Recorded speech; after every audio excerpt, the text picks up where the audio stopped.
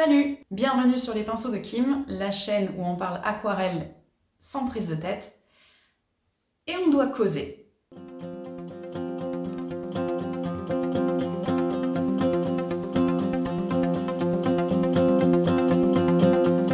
Aujourd'hui, j'ai envie de te parler des challenges de dessin.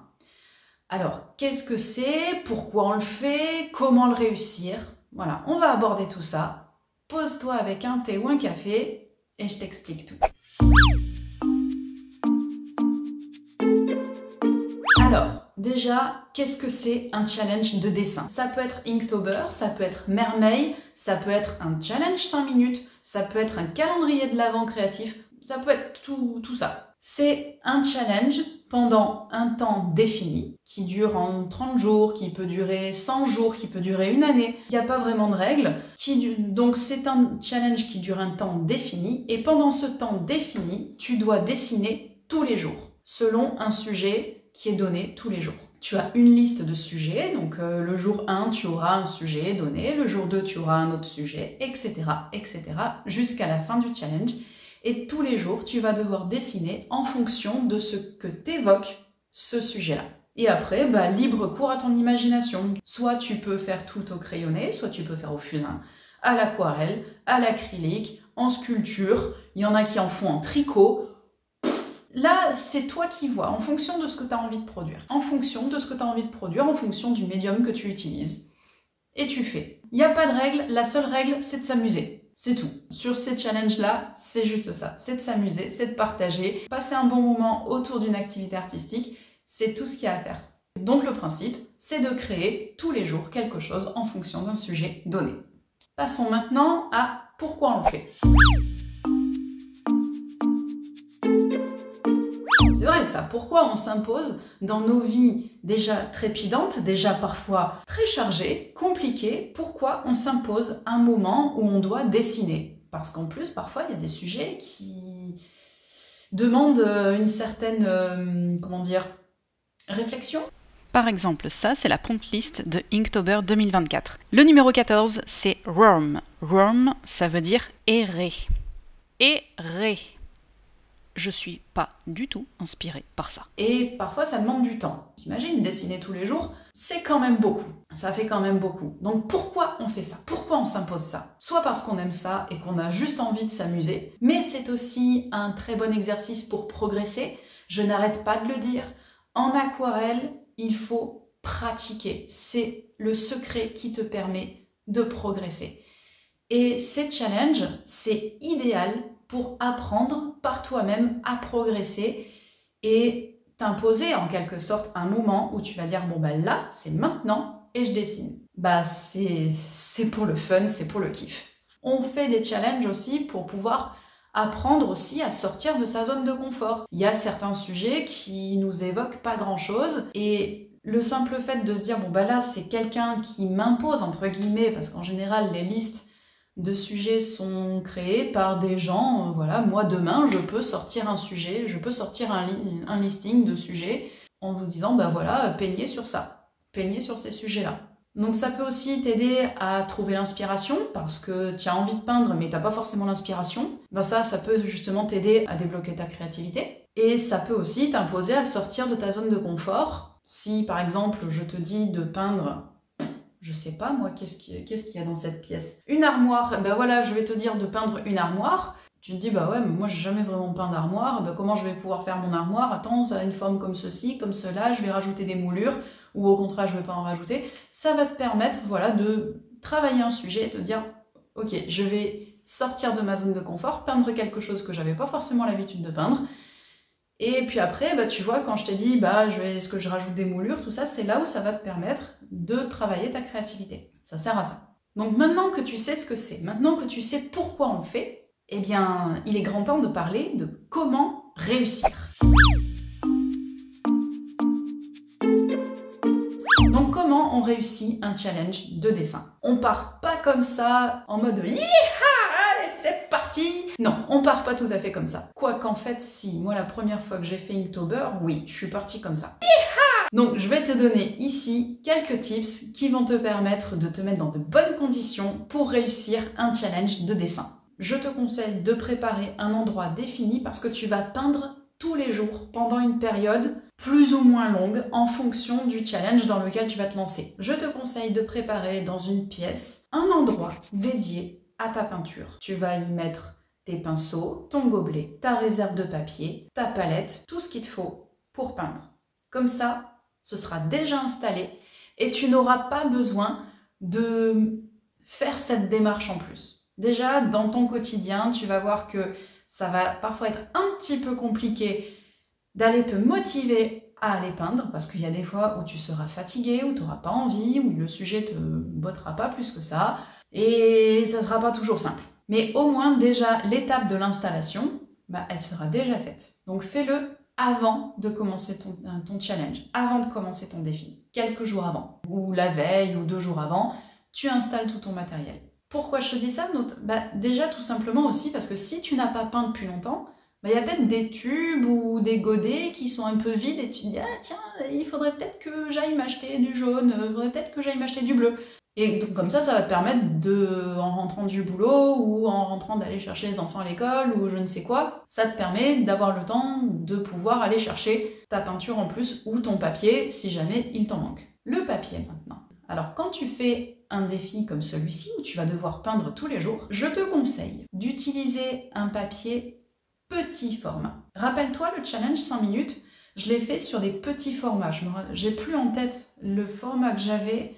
Je crois que ça faisait 9 cm, un truc comme ça. Je dis 9 cm sur 13, un truc comme ça. Je sais, il me semble que c'était quelque chose comme ça. Mais tu vois que j'ai utilisé un format plutôt petit. Pourquoi j'ai utilisé un format petit alors que j'ai des feuilles en A4, j'en ai, c'est pas le problème. Eh bien tout simplement pour limiter la surface de papier. Parce que si je me retrouve avec un grand papier, je vais être tentée de vouloir tout remplir. Et c'est là où je vais y passer des heures. Parce que ah ouais, non mais ça m'évoque ça aussi. Ah mais ça m'évoque ça. Ah mais tiens, je vais pouvoir faire ceci, cela. Je vais rajouter un détail ici, je vais rajouter un détail là. Pour peu en plus que je me foire complètement sur mon aquarelle, parce que oui, ça arrive, j'aurais gâché une feuille complète. Et ça m'embête. Et je sais que ça t'embête à toi aussi. Donc au lieu d'utiliser un format plein, tu coupes en 4 ton A4.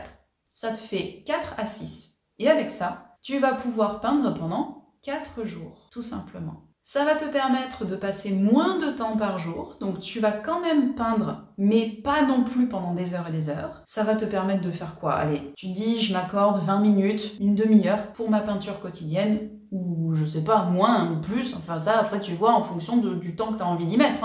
Moi je dis ça, voilà. Le fait de faire des formats plutôt petits, ça va te permettre justement de pouvoir éviter d'y passer toute une journée. Et si tu y passes trop de temps par jour, au bout d'un moment, tu vas te décourager. Crois-moi, tu vas te décourager. Au bout de 5-10 jours, au bout d'un moment, tu vas lâcher l'affaire. Parce que tu ne pourras plus. Tu en auras marre de passer du temps assis à ta chaise, à essayer de peindre ton truc, de rater, de te mettre la pression. Ouais, j'ai raté, j'ai gâché une feuille complète. Enlève-toi cette pression. Fais des petits formats. Plutôt des petits formats. Un A6, ça suffit largement pour ce genre de défi. Comme tu as préparé ton coin peinture, tu vas les préparer à l'avance. Tu vas les préparer plusieurs jours à l'avance. Tu vas les découper. Admettons, si tu as 30 jours de défi, tu en découpes 30, 35, histoire que, allez, si jamais il y a un jour où tu n'es vraiment pas content de ce que tu as fait, ça te plaît pas, voilà, enfin, tu as fait un truc qui te plaît pas, qui te plaît vraiment pas, et bien là, au moins tu te dis, bon, j'ai un petit peu de rab, je peux utiliser un mini format en plus, ça me permet de rattraper le truc. Tu découpes le nombre de papiers qu'il te faut. Tu gardes une petite réserve pour le au cas où c'est un peu foiré. Là, tu as tout ce qu'il te faut. Tu n'as plus qu'à peindre. Et cerise sur le gâteau, si ton emploi du temps le permet, essaye de t'y mettre tous les jours à la même heure.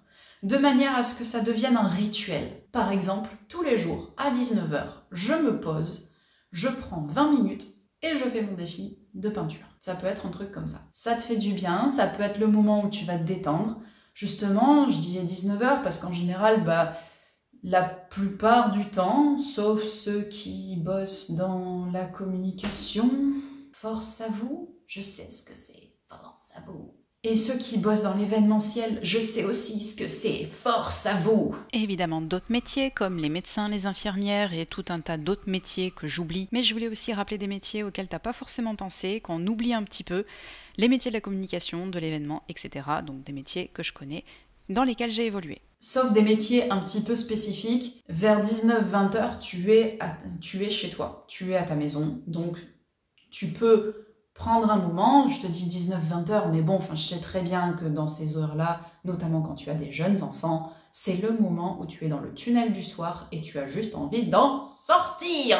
Vive ma vie de maman. Donc une fois que tu as tout installé, une fois que ça y est, c'est fait, tu définis un moment dans la journée, que ce soit tous les jours à la même heure, comme ça devient un rituel. Si ce rituel, c'est à la fin de ta journée, tu vas voir que au bout d'un moment, tu vas te lever le matin, tu vas aller passer ta journée de boulot, de parents au foyer ou de je ne sais quoi, ou de retraités très occupés. Je sais à quel point vous êtes occupés, les retraités, c'est fou. Mais vous avez complètement raison. Vous avez complètement raison d'être débordés, d'avoir plein d'activités. C'est génial. Tu vas voir que quand tu vas te lever, tu vas passer ta journée, alors que ça peut être au boulot, ça peut être peu importe. Tout le long de la journée, tu vas y penser. Et tu vas te dire, c'est le moment où je vais me poser. C'est le moment où je vais enfin avoir un moment à moi. C'est aussi pour ça qu'on fait des défis de dessin.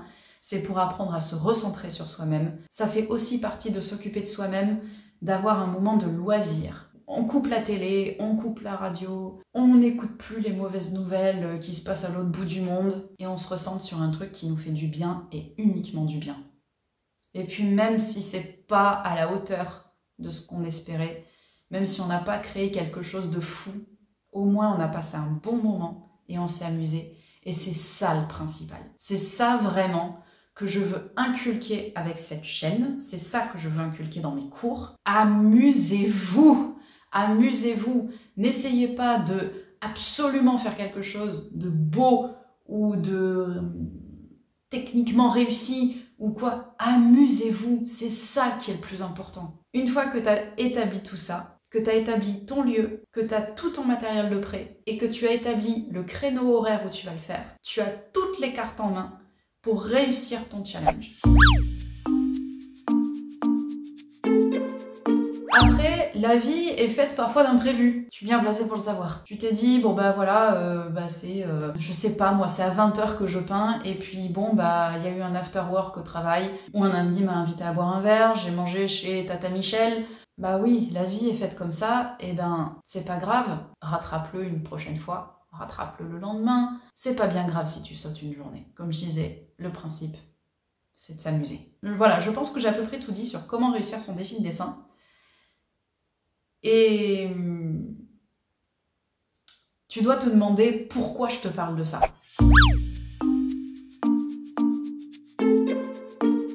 T'as pas une petite idée? T'as pas une vague idée? Les pinceaux de Kim, c'est pas la chaîne où il y a déjà eu 2 défis comme ça? Bon, ça y est? Ça tilt? Bon, maintenant il est grand temps que je t'en parle. À partir du 20 mars, il y aura pendant tous les jours, pendant 30 jours, une vidéo par jour qui va apparaître sur cette chaîne. Mais qu'est-ce qui va se passer? Mais qu'est-ce qu'on va faire? Mais qu'est-ce qu'on va peindre? Mais pourquoi ils nous en parlent que maintenant?